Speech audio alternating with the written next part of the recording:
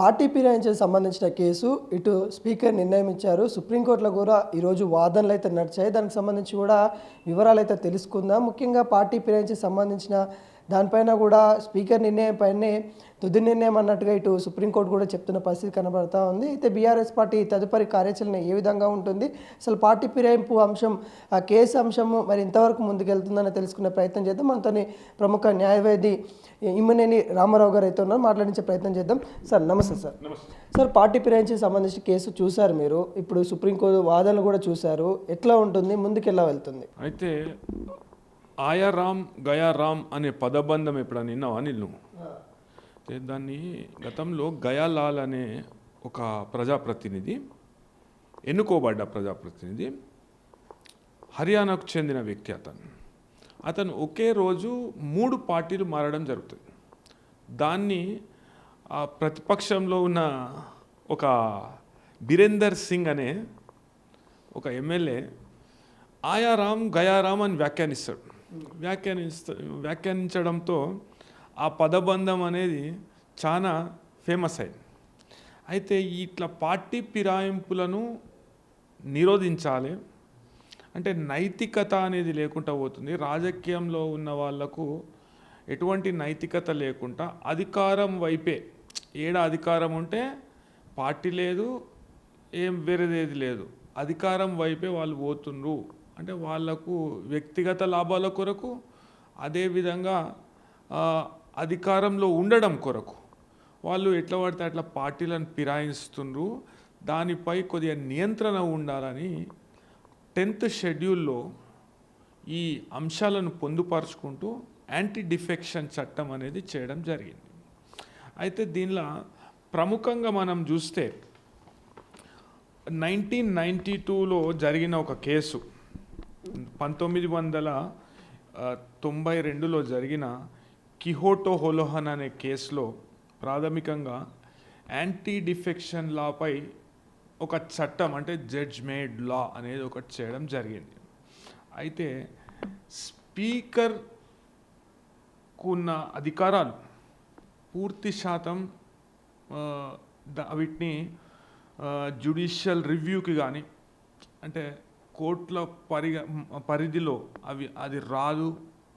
కాకుంటే స్పీకర్ అత్యంత శక్తివంతుడు అంటే ఈ విషయానికి వస్తే స్పీకర్ అత్యంత శక్తివంతుడు, దీనిపై జ్యుడిషియల్ రివ్యూ లేదు అనే అంశాన్ని కులంకషంగా దాంట్లో డిస్కస్ చేసి కొన్ని సమయాలలో కోర్టులకు అధికారాలు ఉంటాయి. అదేవిధంగా రాజ్యాంగ స్ఫూర్తికి విరుద్ధంగా ఎటువంటి ఏమన్నా అంటే ఉత్తర్వులు ఇచ్చినా, రాజ్యాంగ స్ఫూర్తికి వ్యతిరేకంగా స్పీకర్ ప్రవర్తన ఉన్న వాటిలో కోర్టులు జోక్యం చేసుకుంటాయి అనే విషయాన్ని కిహోటో హోలోహన్ కేసులో చెప్పడం జరిగింది.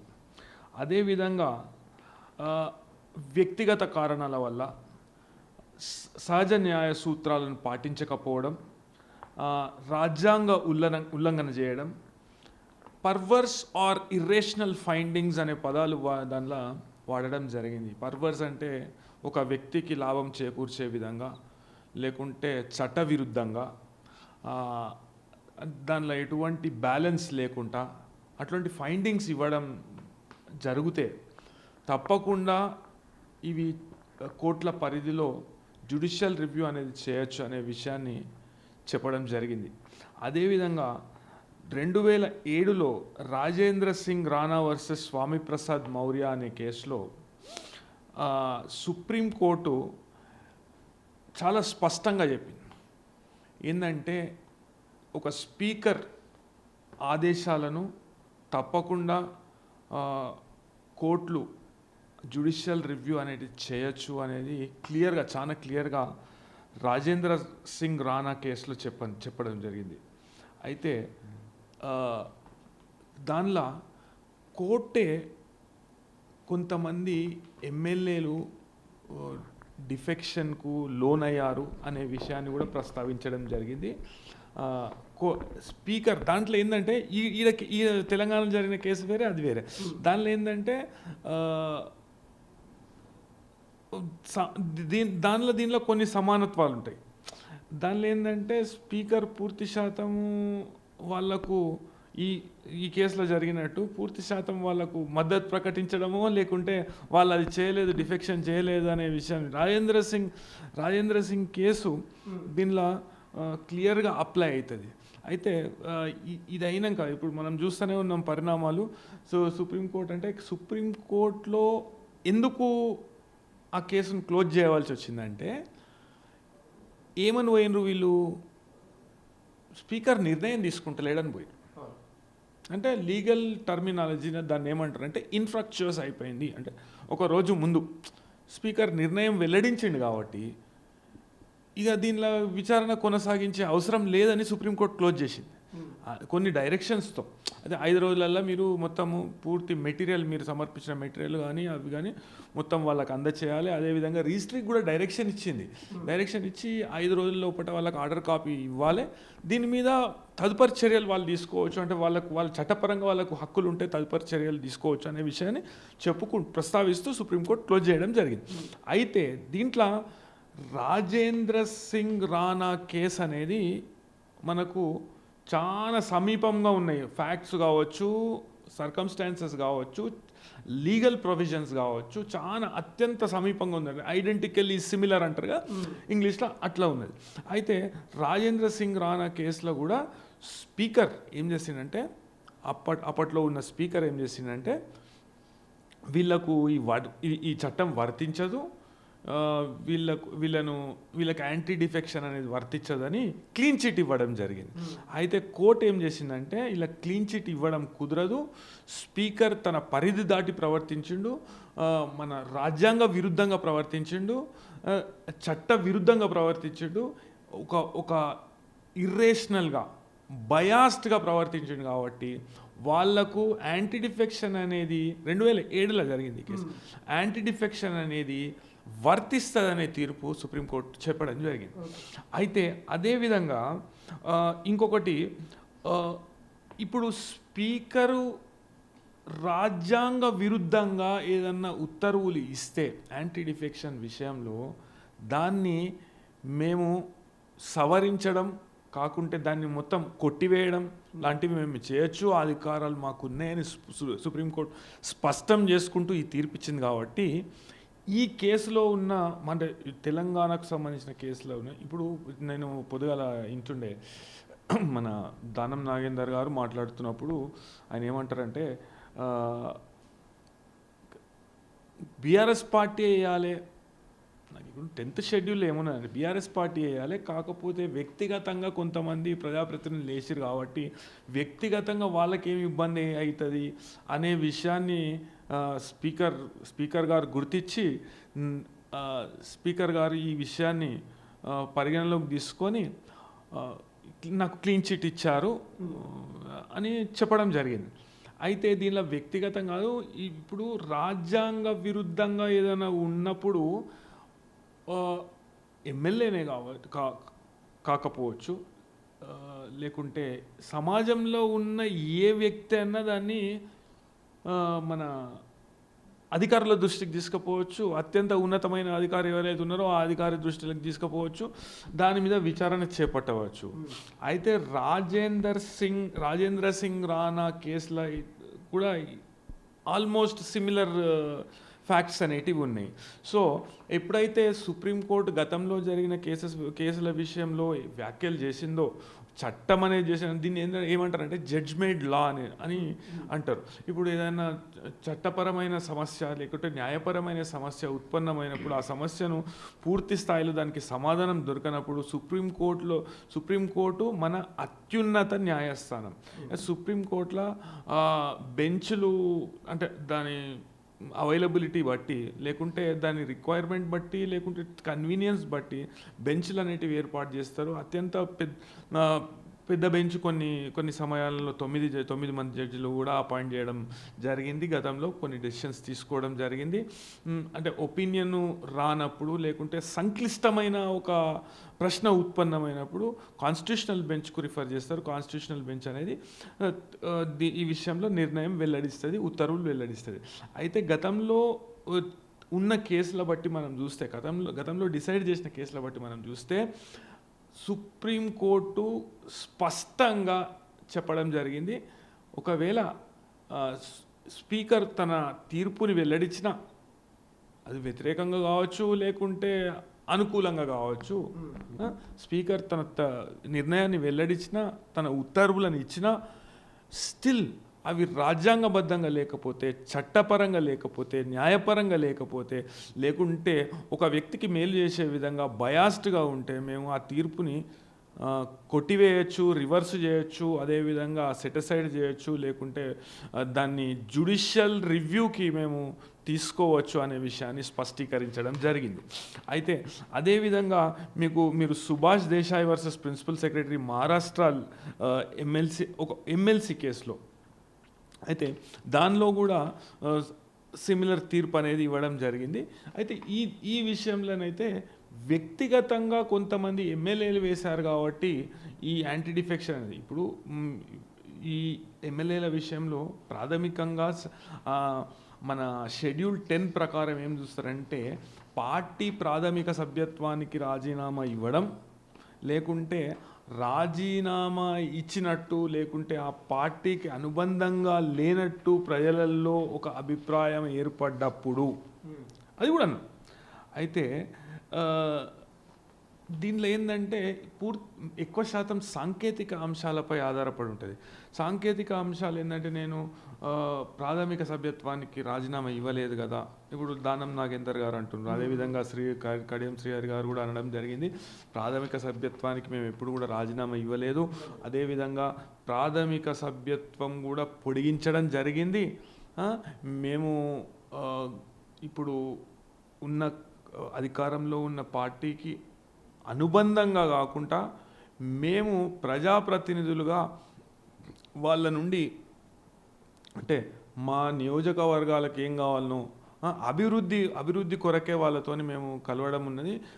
కాకుంటే దీనిలో దానం నాగేందర్ గారు ఇంకొక మాట కూడా అనడం జరిగింది, ఏంటంటే అయితే గీతే పార్టీ సర్వాధ్యక్షుడు లేకుంటే పార్టీ తరఫు నుండి ఇటువంటిది ఏమైనా రావాలి, కానీ కొద్దిమంది వ్యక్తిగతంగా అది కూడా పార్టీకి చెందిన వాళ్ళు కాకుండా వేరే పార్టీలో ఉన్న వాళ్ళు నా మీద వేయడం జరిగింది, ఇది రాజకీయ కక్షతో చేయడం జరిగింది అనే విషయాన్ని ఆయన చెప్తున్నారు.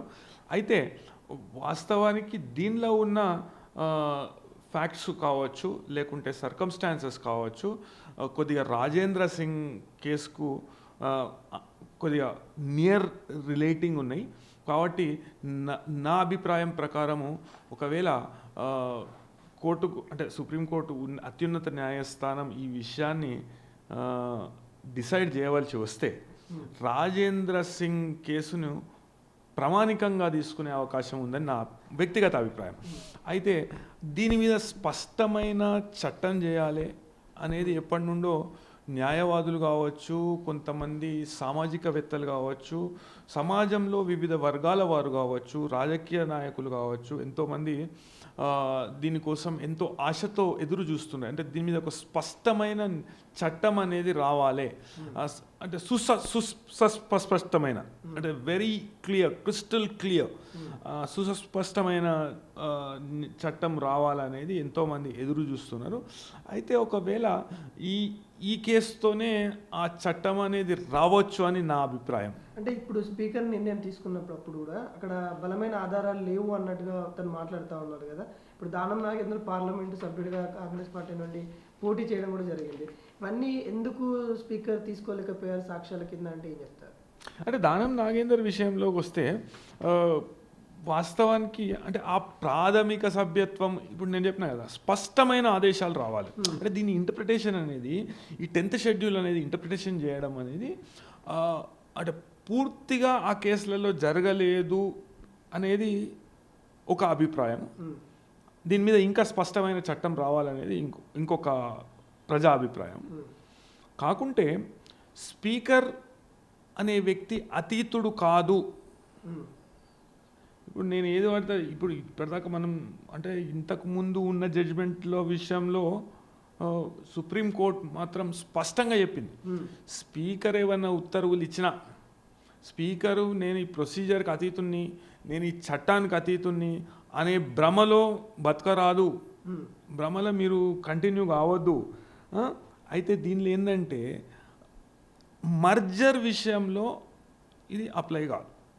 యాంటీ డిఫెక్షన్ అనేది మర్జర్ విషయం, దానికి కొన్ని ప్రామాణికాలు ఉంటాయి, ఆ ప్రామాణికాలు పరిగణలోకి తీసుకొని మర్జర్ అయితే ఇప్పుడు గతంలో బీఆర్ఎస్ పార్టీ విషయంలో జరిగినట్టు అప్పట్లో టీఆర్ఎస్ పార్టీ ఉండేది, అట్లా తెలుగుదేశం పార్టీ ఉండేది, సింగిల్ మెంబరే ఉండే, అయితే అవన్నీ జరిగినాయి. అయితే దీనిలో స్పష్టంగా కోర్టులు జోక్యం చేసుకోరాదు అని చెప్పినా కూడా దాని ఇంటర్ప్రిటేషన్ ఏంటంటే, అంటే నువ్వు ఇష్టం ఉన్నది చేసుకుంటూ పోతే కోర్టులు జోక్యం చేసుకోరాదు అనేది దాని భావన కాదు, దాని అర్థం కాదని కోర్టు స్పష్టీకరణ చేసింది. అయితే దీంట్లో ఏంటంటే ప్రాథమికంగా సభ్యత్వం అనేది రద్దు చేసుకొని వేరే పార్టీ సభ్యత్వం తీసుకోవడము. అయితే ఈడ ఎటువంటి ఒక ప్రశ్న ఉత్పన్నమవుతుంది, వీళ్ళు ప్రాథమిక సభ్యత్వాన్ని వదులుకోలేదు, ఇంకొక పార్టీ సభ్యత్వాన్ని స్వచ్ఛందంగా తీసుకోలేదు. కాకుంటే దానం నాగేందర్ విషయంలో పార్టీ ఫిరాయింపు చట్టం అనేది మనకు కొద్దిగా కనబడుతుంది. రాజేందర్ సింగ్ కేసులో సిమిలారిటీ అనేది కనబడుతుంది. ఎందుకంటే బీఫామ్ కంటే ముందు బీఫామ్ వేరే పార్టీ నుండి తీసుకోలేరు కదా, బీఫామ్ తీసుకునే ముందు, పోటీ చేసే ముందు ఈ పార్టీ సభ్యత్వానికి రాజీనామా చేయాలి అనేది సాధారణంగా మనం చూసే ఇది. ఒక పార్టీలో వండుకుంటూ ఇంకొక పార్టీలో అది పూర్తి శాతం ఏమంటారు, మన వ్యక్తిగతంగా అది కరెక్ట్ కాదు, సామాజికంగా కూడా అది కరెక్ట్ కాదు. అయితే పార్టీ ఇంటర్నల్ రూల్స్ ప్రకారం ఇప్పుడు ఒక పార్టీకి కొన్ని నియమ నిబంధనలు ఉంటాయి ఒక పార్టీలో కొనసాగాలంటే. అయితే ఆ పార్టీలో కొనసాగుతూనే నేను వేరే పార్టీలో పోటీ చేస్తా అంటే అది కరెక్ట్ కాదు, అదే దానిలో స్పష్టంగా కనబడుతుంది. అయితే దీంట్లో ఏంటంటే ఆ ప్రాథమికంగా పార్టీకి సభ్యత్వం నేను రాజీనామా చేయలేదు కాబట్టి నేను ఇంకా బీఆర్ఎస్ సభ్యునిగానే కొనసాగుతున్నా, బీఆర్ఎస్ పార్టీలో కొనసాగుతున్నా అనే ఒక వాదన వినిపిస్తుంది. అయితే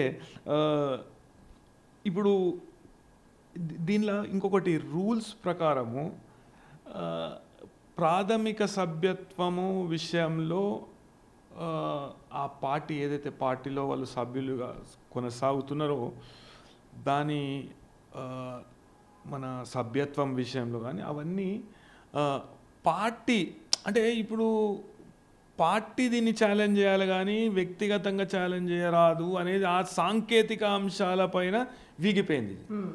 కాకుంటే ఇప్పుడు పూర్తి శాతం పార్టీ దానిపై చర్యలు తీసుకుంటే అది సేమ్ మన రాజేందర్ సింగ్ జడ్జిమెంటే ప్రామాణికంగా తీసుకునే అవకాశం ఉందని నా అభిప్రాయం. అంటే ఎటువంటి ప్రణాళికతో బీఆర్ఎస్ పార్టీ ముందుకెళ్తుంది ముందు అంటే ఏం చెప్తారు?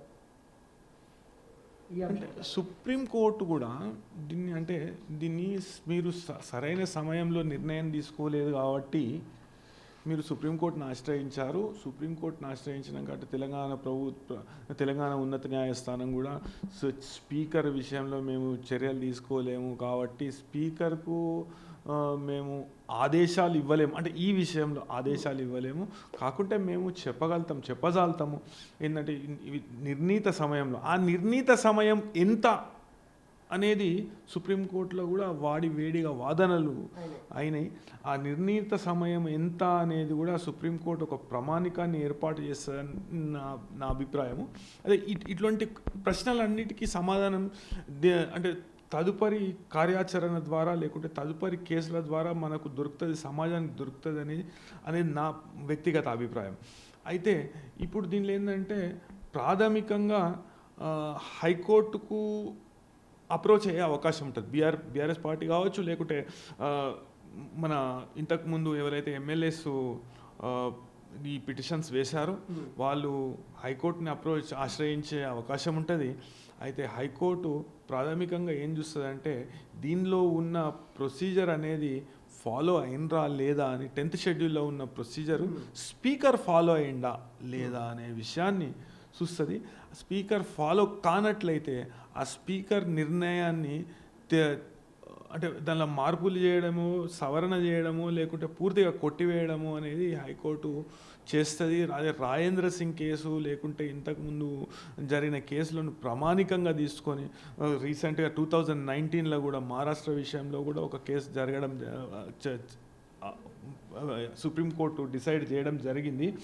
సో దాన్ని ప్రామాణికంగా తీసుకొని సుప్రీంకోర్టు డిసైడ్ చేసే అవకాశం ఉంటుందని నా అభిప్రాయం.